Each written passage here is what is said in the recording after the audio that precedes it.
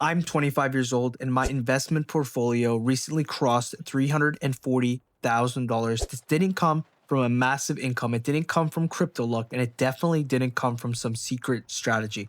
It came from not sabotaging compounding early. That's it. In this video, I want to walk you through how this actually happened, what mattered, what didn't, and why most people never see progress, even though they're doing all the right things. This isn't advice. It's just the path I've taken so far.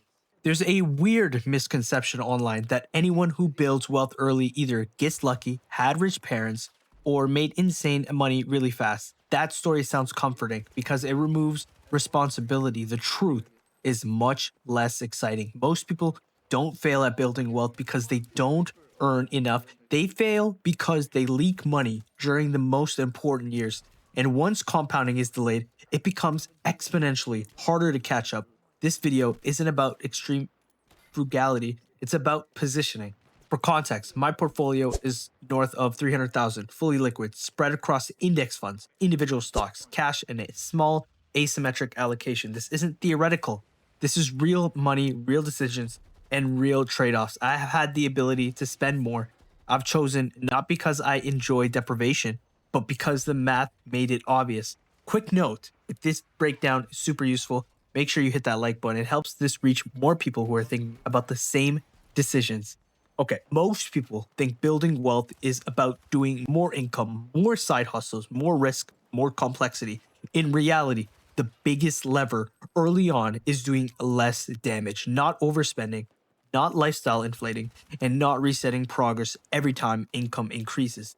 I didn't get ahead by being extreme. I got ahead by being boring and consistent, while everybody else treated money like something that resets every single year.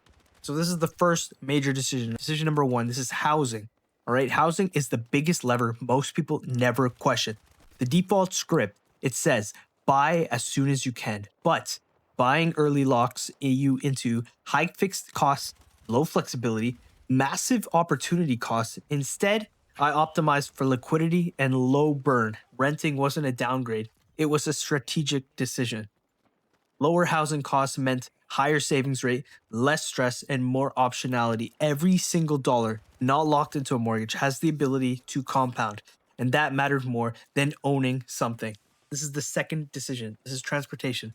Cars quietly destroy wealth, not because transportation is bad, but because people massively overspend relative to their stage in life. A car isn't just a purchase, it's depreciation, it's insurance, it's maintenance, opportunity costs. I didn't tie up large amounts of capital into something that loses value. That decision alone freed up thousands per year that I could just invest in. That's what I did. This is decision number three. This is automation over willpower. The biggest change I made was removing decision fatigue. Money went into investment accounts automatically. No timing, no emotion, no waiting. And if money hit my account, it just moved automatically, right? That eliminated overthinking, fear, and market noise. Most people don't fail because they make bad decisions. They fail because they rely on willpower. Automation absolutely removes that. You're not on that absolute game changer. This is what I didn't do. I didn't day trade. I didn't chase hype. I consistently rotated strategies and I tried to be clever. Early on, simplicity matters more than optimization, and a boring strategy you stick to beats a brilliant one that you abandon. Put it in context. Compounding doesn't feel impressive early on. That's the trap. Saving $500,000 per month doesn't feel life-changing, but investing consistently at market returns, it quietly becomes hundreds of thousands of dollars. And the snowball doesn't look impressive until it's already moving too fast to stop. Most people quit before that very moment. My income increased over time, but income alone doesn't build wealth.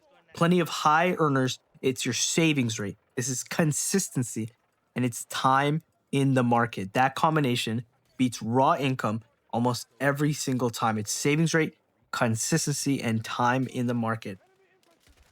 I used to watch people all around me. They were upgrading their lifestyles instantly, especially when they got raises, leasing brand new cars. Like I'm talking Ford F-150, manly man, you know what I mean? Those kind of people, and increase their spending before they even invested. A lot of these people don't even know what an investment account is. If you have one open, you are light years ahead of normal people. And none of this looked reckless. It looked completely normal behavior, but always compound slowly or not at all, right? And while they reset their financial position every few years, mine kept stacking quietly. So this is the psychology behind it all, right? Delayed gratification feels pointless when everyone else is upgrading. There's no applause, there's no visible reward, and there's no validation, but compounding doesn't care about validation. It rewards duration. So this is what the portfolio actually represents. This portfolio isn't about freedom today. It's about reducing future pressure, increasing optionality, and buying time later. And that is real value. So if I got to do it all over again, if I could restart at 20, I'd invest as soon as I can. I'd automate faster. I'd ignore all the noise early on. And that's it. No fancy changes, no hacks. And obviously, this isn't for everyone. If you value lifestyle upgrades now, that's completely fine. But if you want control later on in life, early restraint matters more than people want to admit. This didn't happen overnight. It wasn't exciting at all, and it wasn't dramatic. It was a consistent positioning over time, and that's how compounding actually works. Thank you so much for your time. If you made it this far in the video, make sure you drop a like, hit the sub button, make sure you hit that bell. We got videos coming out every single week. Check out the YouTube shorts, the TikToks, all that. And I appreciate your time. I'm rooting for you, and I will see you in the next one. Take care, and I'm out. Peace.